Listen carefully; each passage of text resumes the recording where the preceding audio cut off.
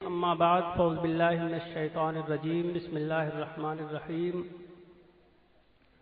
قل ان کنتم تحبون اللہ فاتبعونی یحببکم اللہ صدق اللہ العظیم ونحن علی ذلک لمن الشاہدین والشاکرین والحمد للہ رب العالمین۔ گفتگو سے قبل انتہائی خلوص عقیدت و محبت کے ساتھ اس بھیک دینے والے داتا و آقا جناب محمد رسول اللہ صلی اللہ علیہ وسلم کی بارگاہ بے کس پناہ میں ہدیہ درود پیش کرنے کی سعادتیں حاصل کریں۔ محبت کے ساتھ پڑھیں اللہم صلی اللہ سیدنا مولانا محمد وآلہ وسلم صلاۃ و سلام علیہ رسول اللہ۔ کافی دیر سے جشن غوث اعظم میں تشریف لائے تمام حضرات، ہمارے علماء کرام سے، شورا اعظام سے بہترین انداز میں دلوں کو سن کر کے دلوں کو منور و مجلہ کر رہے تھے، نقاوت کر رہے حضرت علامہ حافظ قاری عبد الماجد صاحب، بہترین تقریر سماعت کی حضرت علامہ مولانا شارق صاحب سے، شاعر اسلام علی جناب نور الدین صاحب قبلہ، شاعر اسلام امیر رضا صاحب، خصوصی خطاب کے لیے تشریف فرما حضرت علامہ مولانا تنظیف احمد صاحب قبلہ، وہ تشریف لانے والے ہیں۔ تھوڑے سے وقت کے لیے حاضر ہوا، اس کے بعد مفکر قوم و ملت خطیب اہل سنت حضرت علامہ تنظیف احمد صاحب قبلہ کی کما حقہ تقریر آپ سماعت کریں گے۔ اتنی سردی ٹھٹھتی رات میں، اتنی کڑک سردی میں ہم اور آپ یہاں پر بیٹھے ہیں اور اتنا ٹائم ہو گیا ہے۔ ایسی سردی راتوں میں بیٹھنا یہ بتا رہا ہے کہ ابھی ابھی مسلمان کو اللہ کے رسول سے محبت ہے، اور ابھی ابھی مسلمانوں کے دلوں میں رسول اللہ کی محبت اور ایمان قائم ہے۔ اللہ سے دعا کریں کہ یہ محبت قائم رہے، ایمان سلامت رہے۔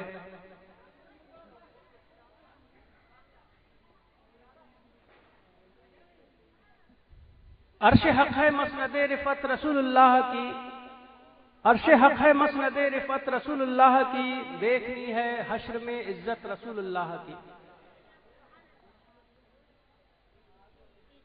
قبر میں لہرائیں گے تا حشر چشم نور کے، قبر میں لہرائیں گے تا حشر چشم نور کے، جلوہ فرما ہوگی جب طلعت رسول اللہ کی۔ لا برب العرش جس کو جو ملا ان سے ملا، بڑھتی ہے کونین میں نعمت رسول اللہ کی۔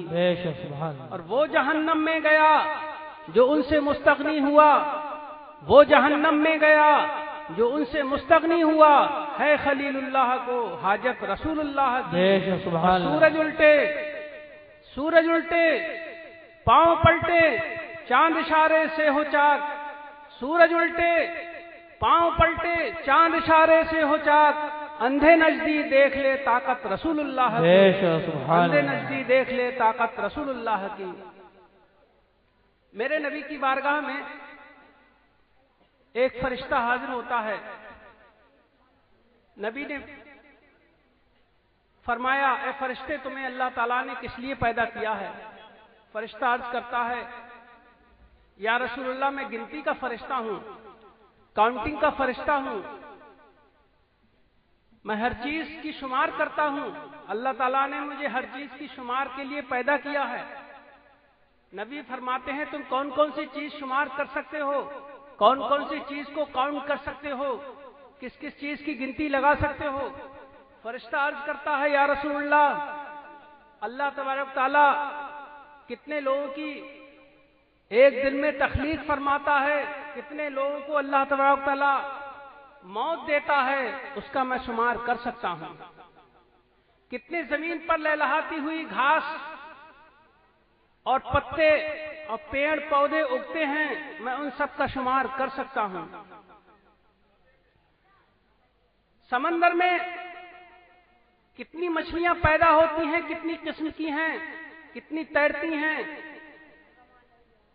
اور کتنی مرتی ہیں، کتنی پیدا ہوتی رہتی ہیں، یا اللہ کے رسول میں ان سب کا شمار کر سکتا ہوں۔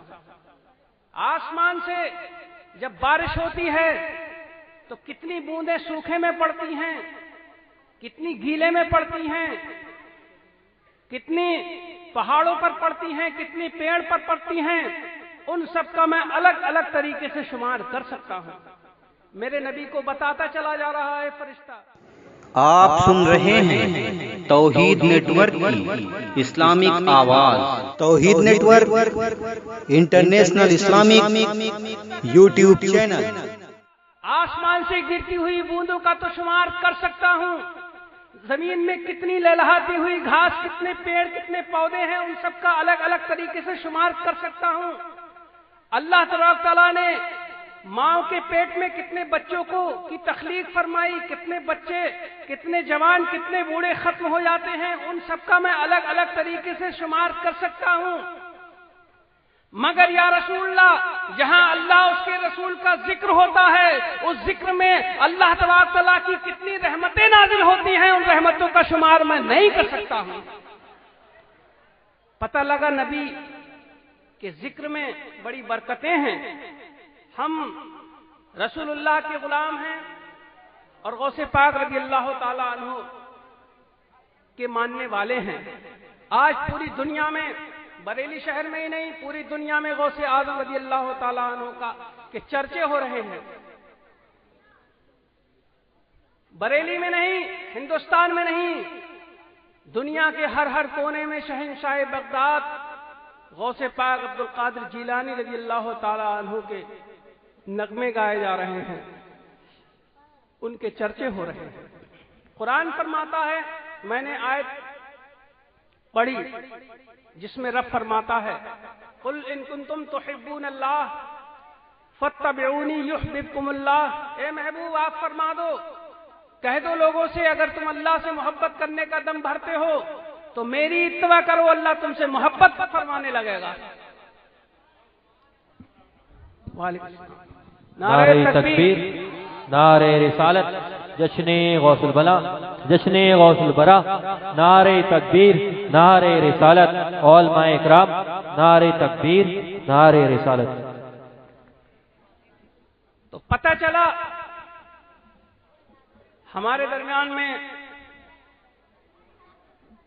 خطیب ہندوستان حضرت علامہ مولانا تنظیف احمد صاحب قبلہ تشریف لے آئے ہیں۔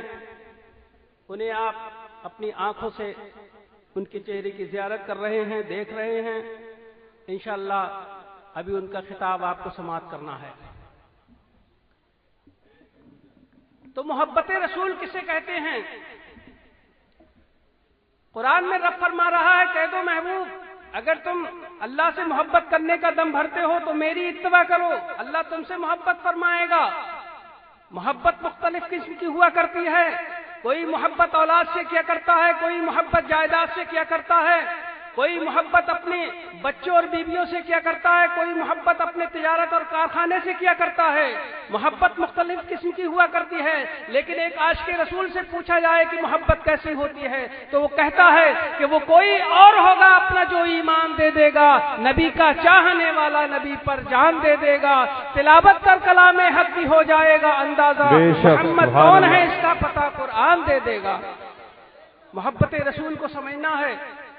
وہ کتنا عجیب واقعہ ہے، جب حضرت فاروق اعظم رضی اللہ تعالیٰ عنہ بہت عظیم خلیفہ تھے، خطبہ دے رہے ہیں، خطبہ کے دوران میں حضرت امام حسین رضی اللہ تعالیٰ عنہ کا بچپنا ہے، حضرت امام حسین کھیل رہے تھے، اسی کھیلتے کھیلتے میں آپ بچوں میں ہی آپ ارشاد فرما رہے تھے، دیکھو جو عمر خطبہ دے رہا ہے، دیکھو جو عمر خطبہ دے رہا ہے، وہ دیکھو جو عمر خطبہ دے رہا ہے، یہ ہمارے در کا غلام ہے۔ سبحان اللہ۔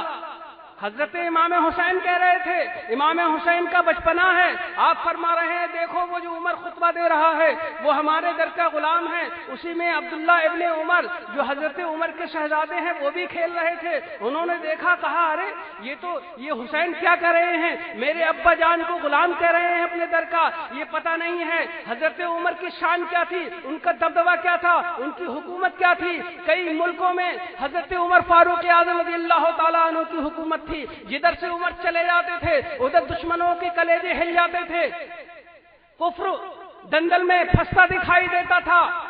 آپ دیکھو حضرت عمر رضی اللہ تعالیٰ عنہ کی کیا للکار تھی، کیا شان تھی، جن کے لیے حضرت امام حسین کا بچپنا ہے، آواز دے رہے ہیں۔ حضرت عبداللہ جو ہیں خاموش ہو گئے، کہا اچھا ٹھیک ہے، خطبہ ختم ہو گیا۔ حضرت فاروق اعظم رضی اللہ تعالیٰ عنہ گھر تشریف لائے، حضرت عبداللہ کہنے لگے ابا جان آپ نے سنا ایک بات، کہا کہیے، کہا میں کچھ کہنا چاہتا ہوں، وہ ہے نا امام حسین ابھی چھوٹے سے بچے ہیں، میرے ساتھ میں کھیل رہے تھے اور آپ خطبہ دے رہے تھے تو وہ ارشاد پر وہ کہہ رہے تھے یہ جو خطبہ دے رہے ہیں عمر یہ میرے در کے غلام ہیں۔ تو حضرت عمر فاروق اعظم رضی اللہ تعالیٰ عنہ جب لیٹے ہوئے تھے، لیٹنے کے وقت میں جب عبداللہ نے کہا تھا تو اٹھ کے بیٹھ گئے، کہنے لگے یہ کیا کہہ رہے ہو؟ تو حضرت عبداللہ سوچ رہے تھے کہ میرے ابا کو جلال آ جائے گا، کہا کیا کہہ رہے ہو عبداللہ؟ کہا ہاں امام حسین نے یہ کہا ہے۔ کہا امام حسین نے کہا ہے کہ اب وہ لکھ کر بھی دے سکتے ہیں؟ کہا ہاں کیوں نہیں، کہا جاؤ لکھوا کے لاؤ۔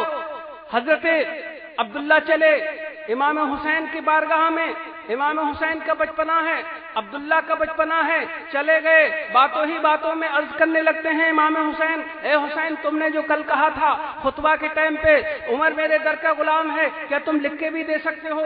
امام حسین نے کہا ہاں میں لکھ کے دے سکتا ہوں۔ حسین نے قلم نکالا، پرچہ نکالا اور لکھ کر کے عبداللہ کو دے دیا۔ عبداللہ دوڑے دوڑے چلے گئے، کہا آج تو باپ کا تیور ہی بدل جائے گا، عمر کا تیور ہی بدل جائے گا۔ جیسے ہی پرچہ دیکھیں گے حسین کے دستخط ہیں، گئے دوڑے دوڑے اور حضرت عمر کی بارگاہ میں وہ پرچہ دیا، وہ رکا دیا، اور جیسے ہی حضرت عمر نے وہ رکا دیکھا، امام حسین کے دستخط دیکھے، اچھل پڑے اور آنکھوں سے لگا لیے، بوسہ دینے لگے۔ حضرت عبداللہ کہتے ہیں ابا جان یہ کیا معاملہ ہے، ہم تو سمجھے تھے تم برہم ہو جاؤ گے، غصہ ہو جاؤ گے۔ کہا بیٹے یہ جنت کا ٹکٹ مل گیا ہے، اوروں کے بخشوانے کا تو خطرہ ہو سکتا ہے لیکن اب عمر کو کوئی جنت میں جانے سے روک نہیں سکتا۔ بے شک بے شک، سبحان اللہ، بے شک۔ تو یہ حضرت عمر رضی اللہ تعالیٰ عنہ کا دور ہے۔ فاضل بریلوی رضی اللہ تعالیٰ عنہ اسی لیے ارشاد فرماتے ہیں کہ ان کی در کی گدائی جس کو مل جایا کرتی ہے وہ سارے دنیا کی امامت مل جایا کرتی ہے۔ حضرت امام حسین سے محبت کون کر رہا ہے؟ حضرت فاروق اعظم بھی سوچ رہے ہیں کہ امام حسین کے در کا میں گدا بن جاؤں، رسول اللہ کے در کا گدا بن گیا تو جنت کا ٹکٹ ہاتھ میں آ گیا۔ بے شک۔ فاضل بریلوی ارشاد فرماتے ہیں اعلیٰ حضرت رضی اللہ تعالیٰ عنہ رسول پاک کی بارگاہ میں، اس لیے تو ٹوٹی ہوئی چٹائی پر بیٹھ کر کے لکھتے ہیں کہ سب سے اعلیٰ و اولا ہمارا نبی، سب سے بالا و والا ہمارا نبی، اپنے مولا کا پیارا ہمارا نبی، دونوں عالم کا دولا ہمارا نبی۔ کتنے تارے کھلے چھپ گئے، کتنے تارے کھلے چھپ گئے، پر نہ ڈوبے نہ ڈوبا ہمارا نبی، غمزدوں کو رضا مزدہ دیجئے کہ ہے بے کسوں کا سہارا ہمارا نبی۔ مولا تعالیٰ سے دعا ہے کہ پروردگار عالم اس محفل میلاد کو، اس محفل پاک کو اپنی بارگاہ میں قبول فرمائے۔ بڑی محبت سے نوجوان کمیٹی نے اس محفل پاک کو سجایا ہے، مولا تعالیٰ ان کے نوجوانوں کے دلوں میں حوصلہ عطا فرمائے۔ وآخر دعوانا الحمدللہ رب العالمین۔ آپ بہت سے جلد سے جلد تقریر کے لیے آپ تیار ہو جائیے، میری گفتگو میں کوئی خامی ہو گئی ہو مولا تعالیٰ معاف فرمائے۔ وآخر دعوانا الحمدللہ۔